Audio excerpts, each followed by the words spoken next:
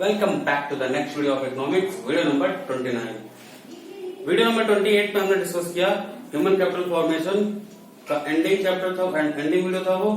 तो इस वीडियो में हम शुरू करते हैं चैप्टर 9 जो कि है रूरल डेवलपमेंट। ठीक है, तो रूरल डेवलपमेंट का क्या मतलब होता है? It means an action plan for the social and economic growth of the rural areas. मतलब ऐसा एक प्लान बनाए जिसके तहत एक रूरल एरिया को यानी कि गांव ग्रामीण क्षेत्र को हम सोशली और इकोनॉमिकली उसको अपग्रेड करें, यानी कि उसको और मॉडर्न बनाएं। मतलब सोशल कल्चर में उसकी कुछ हम एक्सपेंशन करें और उसकी इकोनॉमिक फेनोमेना में भी कुछ एक्सपेंशन करें, यानी कि इकोनॉमिक ग्रोथ करें। ऐसे एक्शन प्लान को हम कहते हैं रूरल डेवलपमेंट। ठीक, तो इस टाइप रूरल डेवलपमेंट के दो मेन प्रॉब्लम सामने आते हैं। एक पहला हम बोलते हैं लिंगरिंग चैलेंजेस और दूसरा इमर्जिंग चैलेंजेस। ये क्या है? लिंगरिंग चैलेंजेस का मतलब एक ऐसा चैलेंज जो हमारे साथ अभी प्रेजेंट में है, यानी कि रूरल डेवलपमेंट में जो चैलेंजेस अभी करंटली एग्जिस्ट कर रहे हैं उनको हम बोलेंगे लिंगरिंग चैलेंजेस। ठीक, यानी कि जो चैलेंजेस गांव में हम डेवलपमेंट के दौरान पा रहे हैं या अभी हम जो हमने कहा कि सोशल और इकोनॉमिक ग्रोथ करने के दौरान जो चैलेंजेस आज हम करेंटली देख रहे हैं उनको हम कहेंगे लिंगरिंग चैलेंजेस। ठीक, और ऐसे चैलेंजेस जो भविष्य में आने वाले हैं, ठीक है, ऐसे चैलेंजेस जो भविष्य में आएंगे उन्हें हम कहेंगे इमर्जिंग चैलेंजेस, यानी कि वो अभी है नहीं बट फ्यूचर में वो चैलेंजेस आने वाले हैं। तो आइए डिस्कस करते हैं हम लिंगरिंग चैलेंजेस। तो लिंगरिंग चैलेंजेस है हमारा चैलेंज ऑफ रूरल क्रेडिट और दूसरा है चैलेंज ऑफ रूरल मार्केटिंग। यानी कि पहली समस्या क्या है कि गांव में क्रेडिट की व्यवस्था कराना और दूसरा है गांव में जो फसल वगैरह प्रोड्यूस होता है उनकी मार्केटिंग करना। ये हमारा हो गया। अभी इसको हम आगे डिस्कस करेंगे डिटेल में, बट अभी बता दूं ये हो गया हमारी लिंगरिंग चैलेंजेस। यानी कि आज के समय में ये चैलेंज है कि गांव में किसानों के लिए क्रेडिट की व्यवस्था कराना और दूसरा उनके द्वारा प्रोड्यूस किए गए क्रॉप्स का एक अच्छी तरीके से मार्केटिंग करना। ये दो लिंगरिंग चैलेंजेस हैं। और इमर्जिंग चैलेंजेस क्या है? Exploring option of sustainable livelihood other than farming. यानी कि देखो, फार्मिंग करके हम सोसाइटी के रिसोर्सेज को एग्जॉस्ट कर दे रहे हैं। ठीक है, नेचुरल रिसोर्सेज का एग्जॉस्ट हो जा रहा है।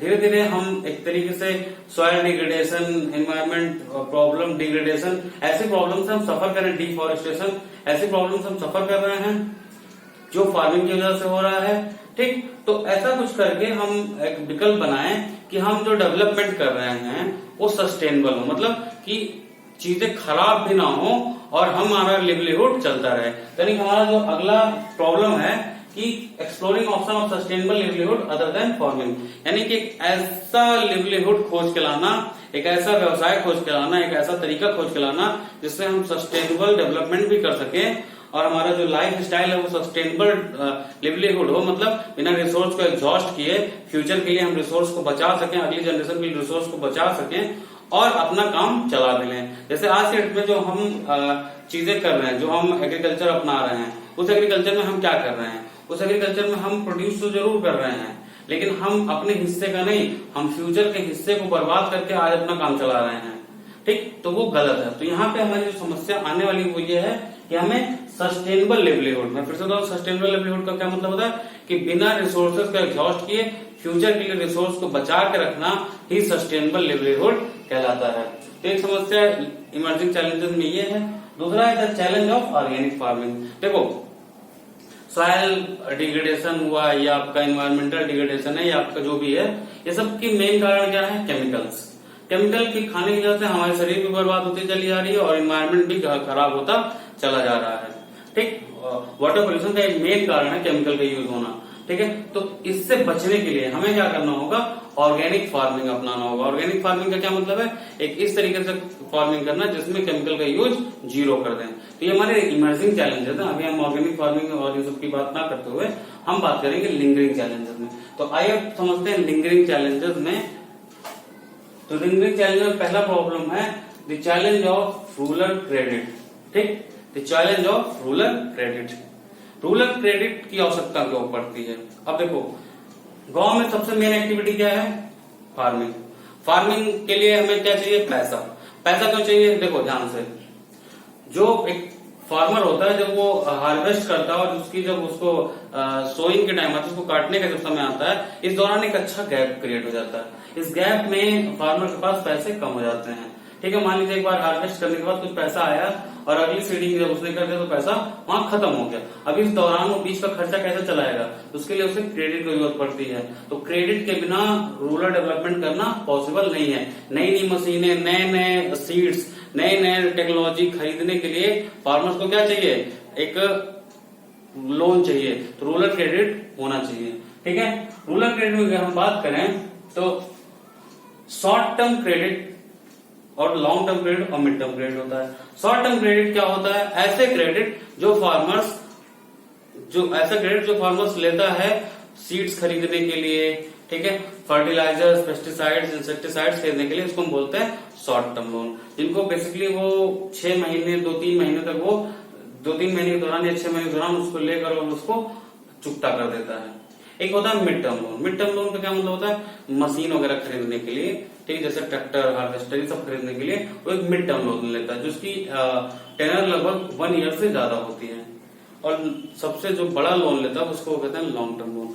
ऐसे लोन जिनसे लेने के बाद वो लैंड वगैरह खरीदता है, नए नए फील्ड्स खरीदता है, उसको हम बोलते हैं लॉन्ग टर्म लोन। ये बेसिकली इनका टेनर लगभग 5 ईयर से ज्यादा का होता है। ठीक, तो आइए देखते हैं इंडिया में सोर्सेज ऑफ रूरल क्रेडिट क्या है। ठीक है, तो सोर्सेज ऑफ रूरल क्रेडिट का मतलब यह है कि लगभग हमारे पास 2 सोर्स हैं, एक इंस्टीट्यूशनल, दूसरा नॉन इंस्टीट्यूशनल सोर्स।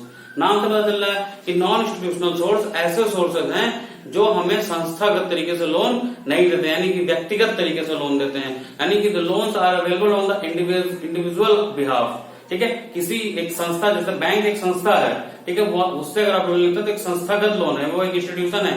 बट हम किसी से डायरेक्ट ले लें, हम अपने किसी रिलेटिव से लोन ले लिए, ठीक, तो वो क्या है, वो एक संस्थागत लोन नहीं है, वो एक इंस्टीट्यूशनल लोन नहीं है। ठीक है, तो ऐसे लोन गांव में बहुत प्रचलित हैं।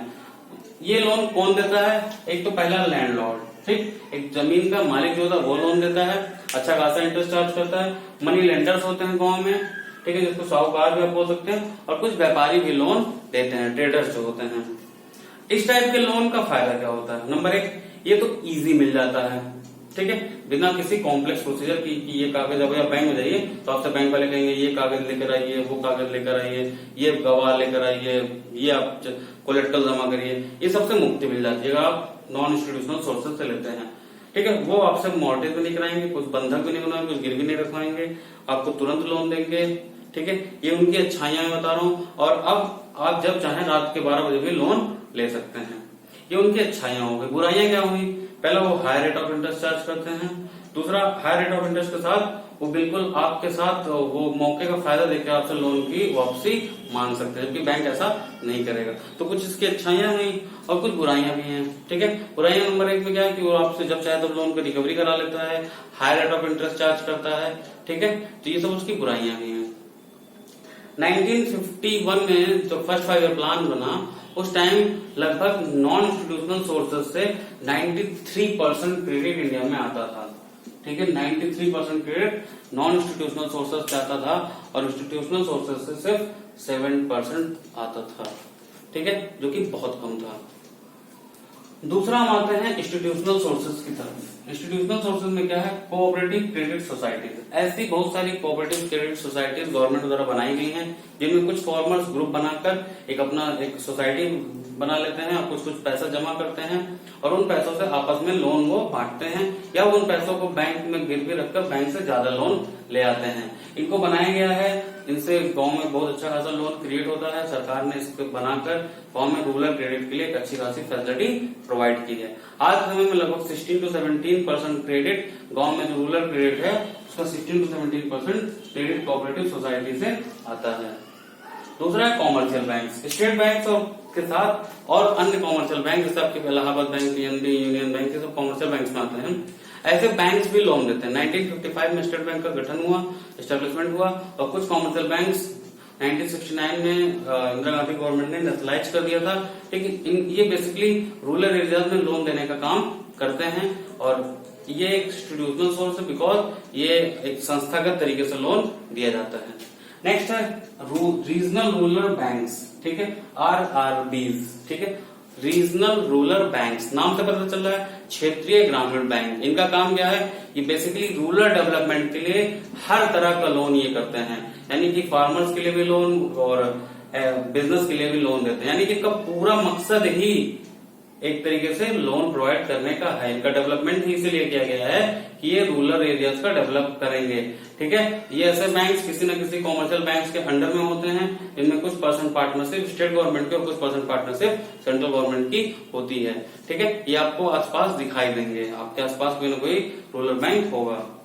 और लास्ट है नाबार्ड। नाबार्ड 12 जुलाई 1982 को बनाई गई एक ऐसी संस्था है जो इंडिया में रूरल क्रेडिट की एपेक्स बैंक है। इसका नाम ही है national agricultural bank for rural development. इसका उद्देश्य ही है रूरल डेवलपमेंट करना। इसका काम क्या है, ये सारे जो उतने भी लोन दिए जाते हैं उन लोन को चेक करना कि वो सही लगाया गया कि नहीं लगाया गया। आजकल आप देख लो केसीसी का बहुत मिसयूज होता है।